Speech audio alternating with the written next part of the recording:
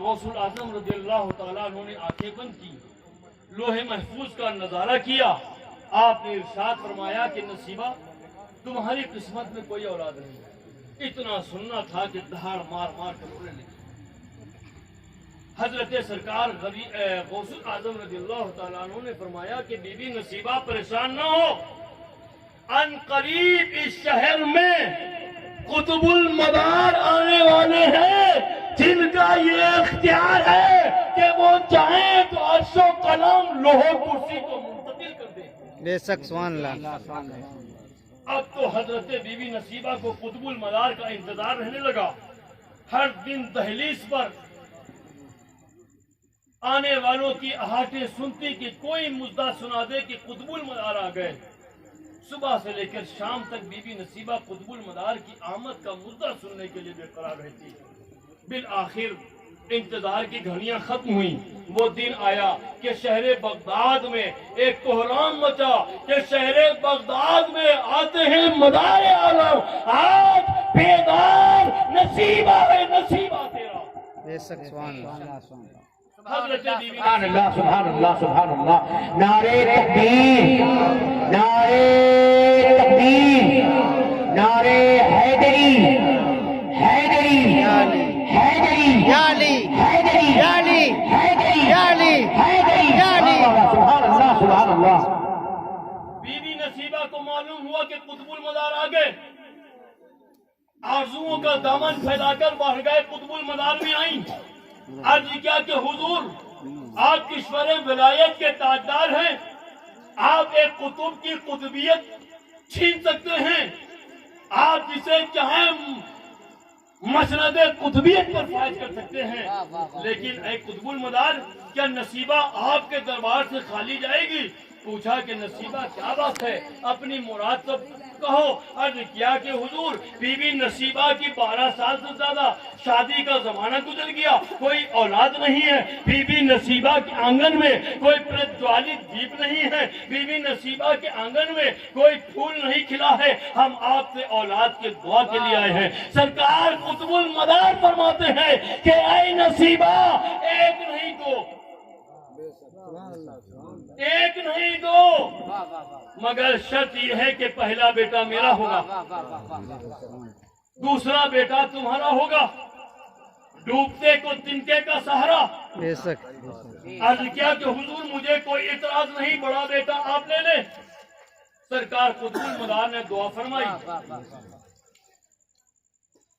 چند دنوں تک آپ نے بغداد میں قیام فرمایا، کیونکہ آپ سیاح عالم تھے، پوری کائنات کا آپ نے دورہ فرمایا تھا تبلیغ و ارشاد کے لیے۔ دنیا کے ہر ملک میں قطب المدار پہنچے ہیں اسلام کا پرچم لے کر، دنیا کے ہر شہر میں پہنچے ہیں قطب المدار اسلام کا پیغام لے کر۔ تو آپ بغداد سے دوسرے ملک کی طرف تشریف لے گئے۔ 12 سال کے بعد بی بی نصیبہ کے آنگن میں قطب المدار کے مژدے کا فضا کے سنانے کے بعد اولاد تشریف لاتی ہے۔ ایک بیٹا ہوا، 2 بیٹا ہوا، قطب المدار چلے جا چکے تھے۔ 12 سال کے بعد مدار العالمین کا دوبارہ بغداد میں آنا ہوا۔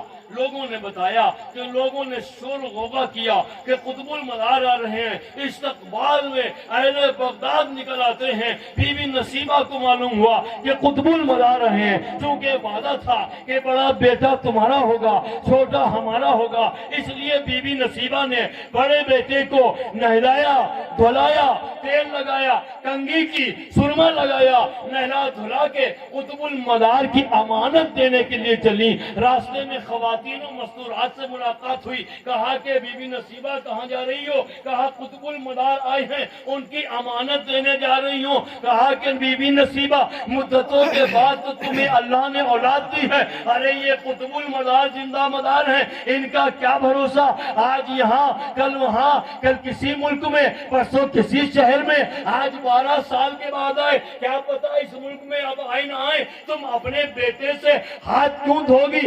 ایسا کہہ دو کہ بڑا بیٹا ختم ہو گیا, چھوٹا بیٹا وہ لیں گے نہیں. حضرت نصیبہ کے دماغ میں یہ آئیڈیا آیا, اپنے گھر آئی, بڑے بیٹے کو چھوڑا, مدار العالمین کی بارگاہ میں آ کر عرض کیا کہ حضور آپ کی امانت بڑا بیٹا ختم ہو چکا ہے. مدار العالمین نے فرمایا بی بی نصیبہ کیا ہوا؟ میرا ابنی امانت ختم ہو گئی. اتنا فرمانا تھا کہ بڑا بیٹا کوٹھے کی چھت سے گر کے ختم ہو گیا. بے شک لوگ دوڑتے ہوئے آئے, کہا نصیبہ تمہارا بیٹا مر گیا. بی بی نصیبہ روتی پھرتی اپنے گھر کی طرف چلی. سرکار قطب المدار نے اپنے خلیفہ کو بھیجا اور کہا کہ نصیبہ سے کہہ دو کہ اگر اس مردے میں اب بھی تمہارا کوئی حق ہے تو لے لو, ورنہ میری امانت واپس کر دو. حضرت بی بی نصیبہ نے اپنے بیٹے کی لاش قطب المدار کے خلیفہ کے سپرد کر دی. وہ لاش کو ہاتھوں میں لے کر قطب المدار کی بارگاہ میں آئے. مدار العالمین کے قدم نازنین میں جمال الدین جانے من جنتی کا لاشا رکھا ہے. قطب المدار نے بال پکڑ کر ارشاد فرمایا قم باذن اللہ, اللہ کے حکم سے زندہ ہو جاؤ.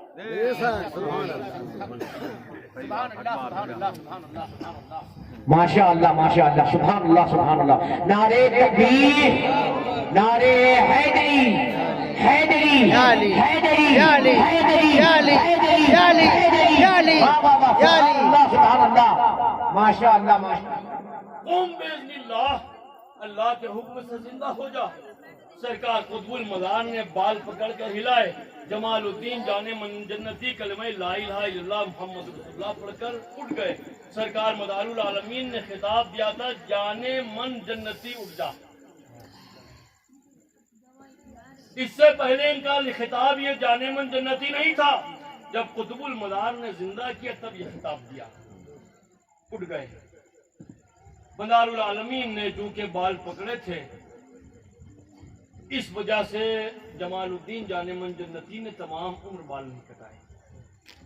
آپ کی ماں کو جب معلوم ہوا کہ جمال الدین کو قطب المدار نے اللہ کے حکم سے زندہ کر دیا تو وہ اپنا دوسرا بیٹا بھی لے کر آ گئی.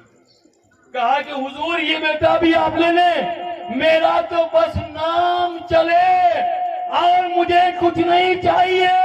اے سلسلے مداریہ کے لوگوں, تمہارے سلسلے میں حضرت غوث الشمدانی کی بڑی خدمتیں ہیں.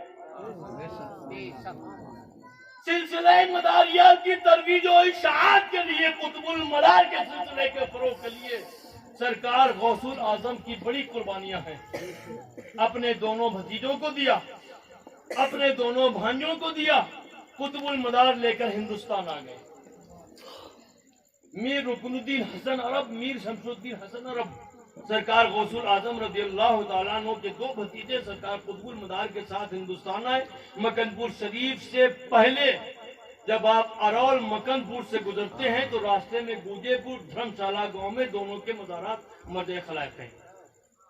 سلسلہ عالیہ مداریہ کی نشر و اشاعت کے لیے سلسلہ قادریہ کے مبلغ اعظم نے اپنی قربانی پیش کی. تو ہم سرکار غوث الاعظم کو برا کیسے کہہ سکتے ہیں؟ ہم پر یہ الزام ہے ہم ان کی عظمتوں کا قصیدہ پڑھتے ہیں, ان کی عظمتوں کو خراج پیش کرتے ہیں.